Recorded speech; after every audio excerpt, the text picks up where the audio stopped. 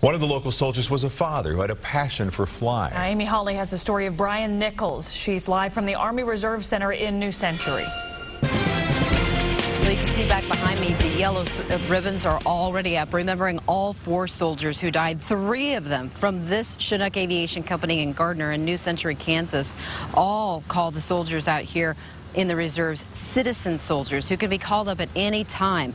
For the people who knew Brian Nichols, they say he was a citizen soldier from the time he was a kid. It's the memory that stands out the most to Adam Brenner, playing in the woods with 31-year-old Brian Nichols in Hays, Kansas. He says Brian Nichols, his childhood friend, knew what he was going to do. Whenever we'd get together as kids, he always wanted to play Army. And I'm not talking about, like, you know, getting the little Army figures out. He wanted to be out in the woods. He says his private Catholic high school friend wanted to wear fatigues like his dad once did. 31-year-old Nichols leaves behind a wife, Mary, he served with in Kosovo, and a son. Tonight, the unit who knew him the best as a soldier is preparing to say goodbye.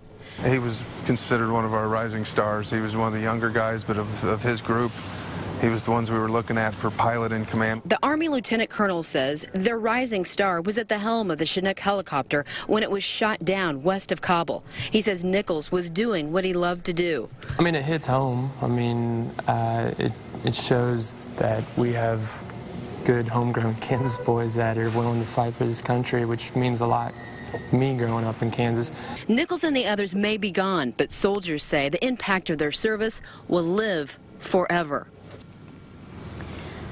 Now, Brian had a 10-year-old son. He wrote on the CNN Facebook page last night, "My father, the chief warrant officer, too, was one of the soldiers. He was the pilot of the Chinook, a very proud son like so many others out here at the Chinook Aviation Company in Gardner who've started a makeshift memorial."